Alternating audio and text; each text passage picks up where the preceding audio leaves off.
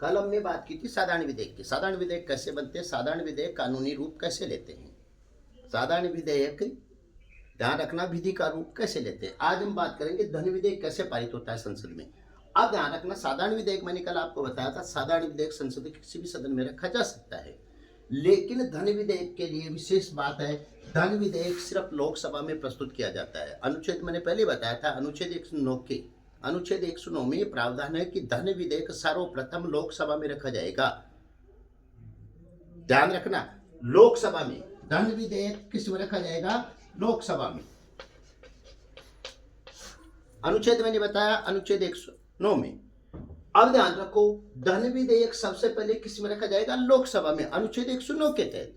अब धन विधेयक किसकी अनुमति से रखा जाएगा, अनुच्छेद 110 में राष्ट्रपति की अनुमति से। किसकी अनुमति से, राष्ट्रपति की। तो साधारण विधेयक में तो किसी की अनुमति की जरूरत नहीं थी, लेकिन धन विधेयक प्रस्तुत करने से पहले, धन विधेयक लोकसभा में रखा जाएगा, धन विधेयक प्रस्तुत करने से पहले राष्ट्रपति की पूर्व अनुमति आवश्यक है। तो पहले इसमें राष्ट्रपति की अनुमति ले ली जाती है, राइट। अब ध्यान रखो, राष्ट्रपति की पूर्व अनुमति हो गई, किस में रखेंगे, लोकसभा में। लोकसभा में ये वित्त मंत्री द्वारा रखा जाता है। किसके द्वारा रखा जाता है, वित्त मंत्री द्वारा प्रस्तुत किया जाता है। वित्त मंत्री इसको प्रस्तुत कर देगा, उसमें वाद विवाद होगी, चर्चा होगी। ध्यान रखना, चर्चा होती है, चर्चा होने के बाद साधारण बहुमत से इसको पास कर दिया जाता है, साधारण बहुमत से। अगर ये लोकसभा में ही पारित नहीं होता है, इस बात का भी ध्यान रखना, अगर ये लोकसभा में ही पारित नहीं हो रहा, टकराव हो जाता है लोकसभा में, इसका मतलब है सरकार गिरना, सरकार के खिलाफ ये प्रस्ताव होता है और सरकार का गिरना संभव है। तो ध्यान रखना, धन विधेयक सबसे पहले राष्ट्रपति की अनुमति से लोकसभा में प्रस्तुत किया जाता है, वित्त मंत्री द्वारा प्रस्तुत किया जाता है, साधारण बहुमत से इसको लोकसभा 50% से इसको साधारण बहुमत से इसको पास कर देती है। तो फिर ये द्वितीय सदन में जाता है। किस में जाता है, शैक्षणिक सदन में, राज्यसभा में। राज्यसभा में ये जाएगा तो राज्यसभा इसमें नहीं तो संशोधन कर सकती है और नहीं इसको अस्वीकार कर सकती है, सिफारिश दे सकती है, सुझाव दे सकती है, ऐसा और कर लो, ऐसा और कर सकते हो, या ऐसा अपने सुझाव दे सकती है। इसमें संशोधन राज्यसभा नहीं कर सकती और अस्वीकार राज्यसभा नहीं कर सकती। राज्यसभा इसको कितने दिन अपने पास, 14 दिन तक रख सकती है।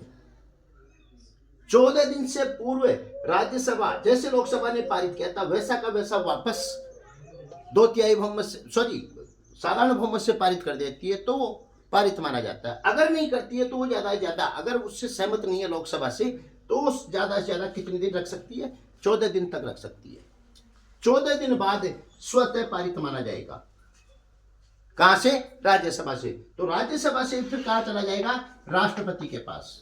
राष्ट्रपति जाते ही, क्योंकि राष्ट्रपति की पहले ही यहां पर अपनी अनुमति ले ली थी, तो राष्ट्रपति जाते ही इस पर क्या कर देगा, हस्ताक्षर कर देगा, और ये क्या बन जाएगा, कानून बन जाएगा, अधिनियम बन जाएगा। समझ गए। धन विधेयक पारित होने की प्रक्रिया, सबसे पहले धन विधेयक राष्ट्रपति की पूर्व अनुमति से कहां रखा जाएगा, लोकसभा में। लोकसभा में किसके द्वारा, वित्त मंत्री द्वारा। साधारण, ध्यान रखना, चर्चा होगी, वाद विवाद होगा, परिचर्चा होने के बाद साधारण बहुमत से अगर लोकसभा पारित कर देती है तो ये द्वितीय सदन में जाएगा, राज्यसभा में। राज्यसभा इसमें क्या कर सकती है, ध्यान रखना, राज्यसभा इसमें सिर्फ क्या कर सकती है, सिफारिशें करते हैं, सुझाव दे सकती है, अस्वीकार और संशोधन नहीं कर सकती। मैं फिर बता रहा हूं, राज्यसभा धन विधेयक पर संशोधन और अस्वीकार इसको नहीं कर सकती। ये ज्यादा से ज्यादा 14 दिन इसको विलंब कर सकती है, डिले कर सकती है, रोक सकती है। 14 दिन बाद स्वतः पारित होता है, राष्ट्रपति के हस्ताक्षर, राष्ट्रपति के बाद आता है, हस्ताक्षर होते ही अधिनियम बन जाता है। अब प्रश्न ये बनता है, कोई विधेयक धन विधेयक है या नहीं है, कोई विधेयक धन विधेयक है या नहीं, इसका फैसला कौन करता है। तो कोई विधेयक धन विधेयक है या नहीं, इसका फैसला करता है लोकसभा अध्यक्ष। महत्वपूर्ण प्रश्न है, कोई विधेयक धन विधेयक है या नहीं, इसका डिसीजन, इसका फैसला करता है लोकसभा अध्यक्ष। तो यह धन विधेयक पारित होने की प्रक्रिया हो गई। ठीक है।